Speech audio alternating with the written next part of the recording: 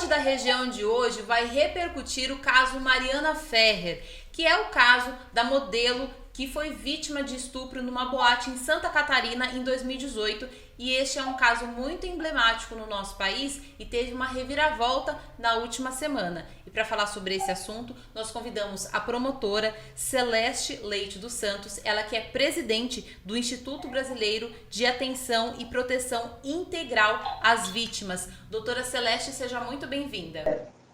Muito obrigada, é um prazer estar aqui. Doutora, eu queria que a senhora atualizasse a gente sobre o caso e qual foi a última etapa, que envolve o caso Mariana Ferrer. Bom, na esfera judicial, o acusado ele foi absolvido, porém foram interpostos dois recursos, um para o Superior Tribunal de Justiça e outro para o Supremo Tribunal Federal. Com isso, a modelo pretende que seja obtida a justiça com a reversão do julgamento efetuado em primeiro grau. É bem emblemático o Conselho Nacional de Justiça ter afastado a decisão da Corregedoria do Tribunal de Justiça de Santa Catarina, porque, ao fazer esse juízo de admissibilidade quanto à eventual prática de infração disciplinar pelo juiz, isso mostra que, de fato, houve uma revitimização e que as provas existentes devem ser melhor cotejadas. O Conselho Nacional de Justiça é composto por integrantes, inclusive do Superior Tribunal de Justiça. Então, isso nos permite fazer um juízo de previsibilidade quanto a uma possível reversão desse julgamento. Ou seja, é possível que essa absolvição dele mediante as provas, e lembrando que no caso da Mariana, ela teria sido dopada durante uma festa onde ela ia ter uma participação, ela foi contratada como modelo, e depois que ela foi dopada, que ela sofreu esse estupro. Pode ser que essa situação seja revertida. Sim, esse caso é muito emblemático porque, além dela ser virgem, tem laudo pericial atestando que houve a violência carnal. E é sabido que quando a pessoa ou ela está embriagada ou ela está sob efeito de drogas, ela não tem condições de oferecer resistência. Portanto, não há que se falar em consentimento, porque esse não existe. Isso é um crime de estupro de vulnerável, e nos parece que, comprovado até pelas provas testemunhais que ela não era capaz de consentir, há uma probabilidade muito grande de ser reconhecido também o crime contra ela praticado. E é interessante também destacar, eu queria que a senhora falasse um pouquinho, doutora, que partiu desse caso da Mariana também a aprovação de duas leis, no nosso país que tratam sobre, inclusive, com ligações diretas ao caso Mariana, que é a revitimização, não é isso? Exatamente. A primeira lei a tratar da revitimização foi o Estatuto da Vítima, que é o projeto de lei 3890 de 2000.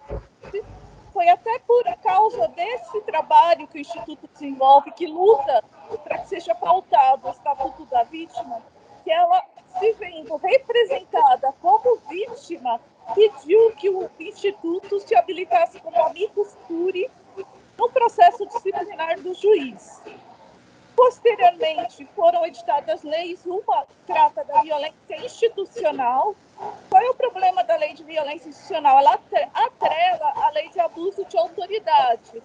E vocês vejam assim, que o crime ele pode ser cometido por omissão do promotor, omissão do juiz, que deixa de intervir quando você está fazendo invocação a estereótipo de gêneros, provas que não correspondem aos autos, fazer a vítima repetir excessivas vezes a mesma história, tudo isso é crime. Então, é dever hoje do promotor e do juiz impedir que isso aconteça. O furo da lei está em relação aos advogados, porque, na verdade, existe um exercício abusivo do direito de defesa nesses casos, e quando você atrela a lei de abuso de autoridade, você somente vai poder punir também os advogados no caso em que você reconhecer que eles são autoridades para os fins penais.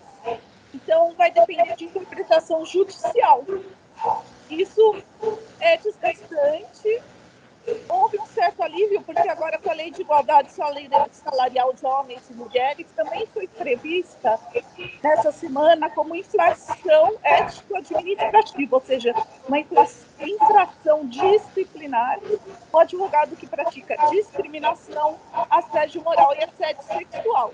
Então, nesse sentido, pelo menos há luz no fim do túnel de que administrativamente haverá uma punição efetiva aos advogados que pratiquem violência contra a mulher.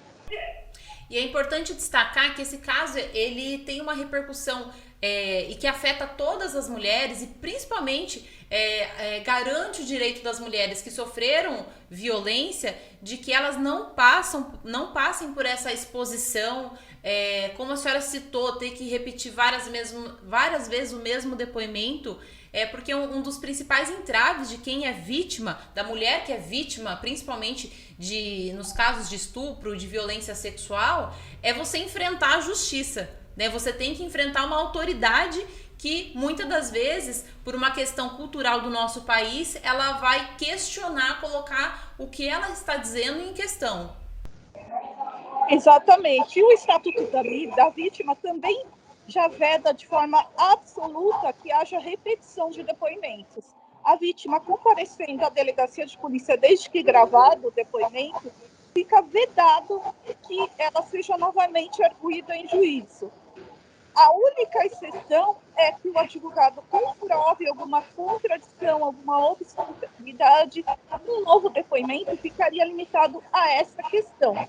É por isso que é tão importante que a sociedade se sensibilize com a pauta do Estatuto da Vítima. A própria Mariana nos procurou porque ela diz que a lei que realmente a representaria seria esse projeto de lei. Ela até falou que ela agradece os outros projetos que levam o nome dela, mas a pauta que ela deseja ver aprovada é o projeto de lei 3890 de 2020. E, doutora, para a gente também entender como é que funcionam os próximos casos, os próximos passos relacionados ao caso Mariana Ferrer. Bom, em relação à questão administrativa, que o Instituto figura como amicus curiae, sendo deferido o nosso acesso, nós vamos ter acesso à prova integral dos autos, porque hoje o que nós sabemos é exatamente a mesma prova que todo mundo sabe, que foi objeto de divulgação pelo Intercept. Com todo esse cabedal nos autos, nós vamos poder opinar com relação a eventual falta disciplinar e também sugerir normas de condutas aos juízes, regulamentando a Maria da Ana Ferrer, que já existe. Diante do caso não basta você colocar é proibido repetições. Não, o que o juiz tem que fazer de concreto para que, diante de um caso em que o advogado está perguntando a mesma coisa reiteradas vezes, como ele pode proceder sem que isso o prejudique? Até um respaldo ao promotor de justiça, ao juiz, qual seria a forma correta de proceder nesse caso.